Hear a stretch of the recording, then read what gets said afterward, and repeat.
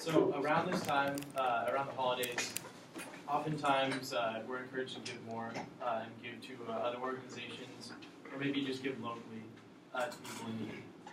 Maybe you donate through a local food bank, or you choose to give to an NGO or international or national aid organization. When you donate to a local food bank, maybe you have a direct impact on somebody you even know and how you impact their life. But when you donate internationally, you don't always know how your funds will impact the lives of the people you think you're changing. So that's why today I'm here to talk about changing the way we look at foreign aid. So what are some of the current problems with foreign or international aid through NGOs? And an NGO is basically just a non-government organization that helps with governments to aid internationally. But two of the current problems are that economic aid hurts developing countries' economies, and economic aid makes governments less accountable to their constituents or their citizens that live in that country. So the first problem is the strain on developing economies. So when NGOs or other businesses try and help out and donate to an international economy, sometimes the market is flooded with free or inexpensive goods. This decreases demand for local businesses and undercuts their profits. And local businesses then fail trying to compete with these low prices. And it also creates a dependency on foreign aid once those businesses then move out of town. Two examples of this. One is with Tom Shoes. And Tom Shoes is a great cause, and obviously anyone trying to help is doing something right. But at the same time, if I were to be a local shoe salesman or shoemaker in a developing country, and Tom Shoes decides to come to my village and donate shoes, that directly puts me out of business because the availability of free shoes. And then after I go out of business, I therefore lose my job and can't support my family. And then at the same time, once they leave, there'll be no more new shoes. This is also the same for U.S.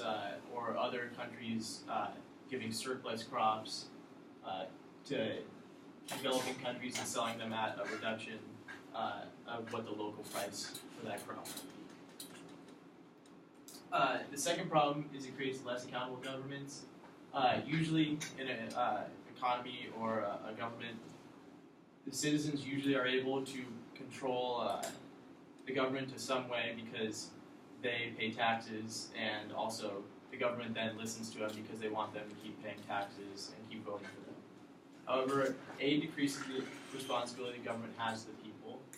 With large chunks of foreign aid to other countries, the people in power no longer have the responsibility to always listen to their citizens, and it also can lead to dictatorships or less responsible governments and more corrupt governments.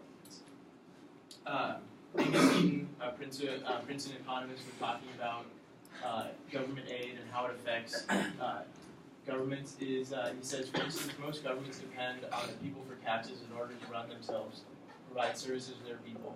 However, governments that get all their money from aid don't want and don't have that at all, and think of that as, and he thinks of that as very corrosive. And basically, what he's trying to say is, if a government's getting money from another source, they no longer have to respect the power that their citizens have in defining what the economic status of that country is.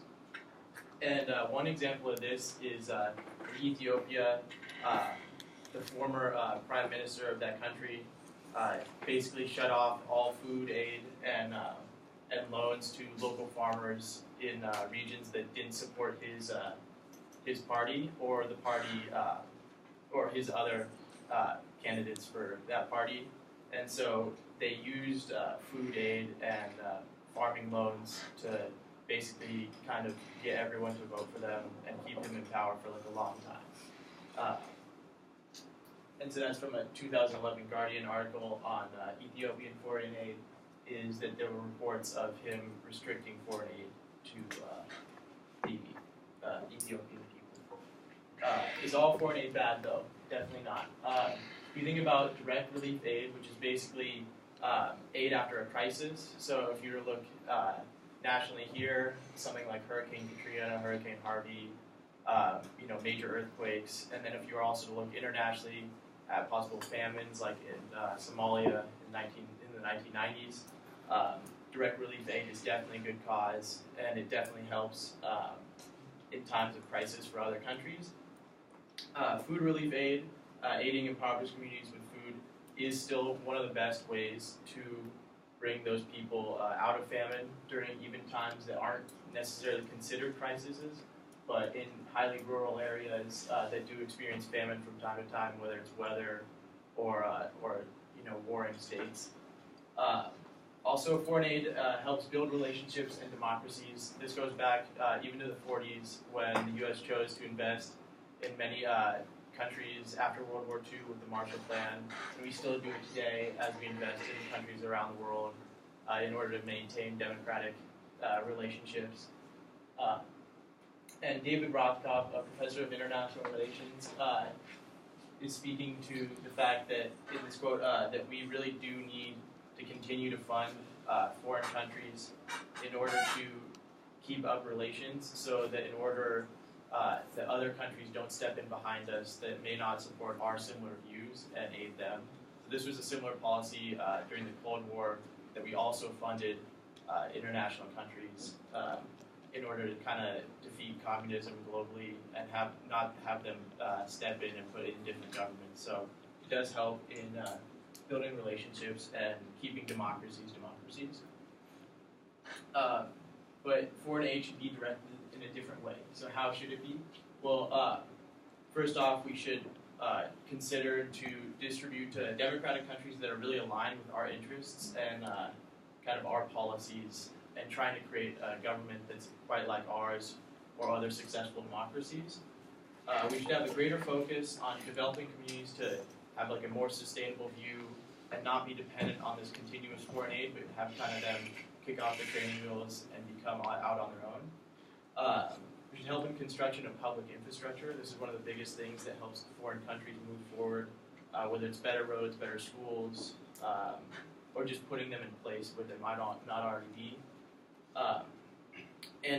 One part of this is to invest in local businesses to create jobs and industries so those local businesses themselves can further develop the infrastructure once aid to the country ceases or shortens up. And so that's why, and then also for our major aid to those countries, it should be focused on direct relief in response to crisis or medical response. So this brings us to David Cameron, who is the former Prime Minister of Britain's Golden Thread idea. And so basically he says that long-term development can only happen in developing countries if there's the golden thread. And that basically flows off these 5 factors. And so basically, one, you need a stable government because it allows the people to focus on development and not focus on, putting new people in power, and just it allows, for the country not to be an anarchy. No corruption, because then it allows for investors to come in, and then also allows government efficiency and the people to have a voice. Human rights, obviously, because if investors want to invest, they're going to want to invest in something that follows their viewpoint. And then also, you want the rule of law, because then you can protect businesses with intellectual property, giving them the ability to sue and liability insurance, and transparent information, which means basically financial information for the market that basically allows fair trade and investment. So why should you care? The government spends on foreign aid, usually from your taxes, and by giving to foreign aid, we reduce the spread of diseases in impoverished nations. We eliminate dictatorships and human rights violations worldwide. We create allies abroad and global trading partners. What you can do about this? Well, you're going to donate. Make sure you research the credibility of the organizations you donate to. Try to donate to organizations that fund local businesses and try and do more grassroots work than donating to a company that usually gives to a developing country. And make sure organizations dedicate the majority of their funds to aid abroad rather than sometimes aid can get tied up here. And make sure to get in touch with your representatives and ask them to allocate funds for countries that have a similar democratic ideology as we do. So, thank you.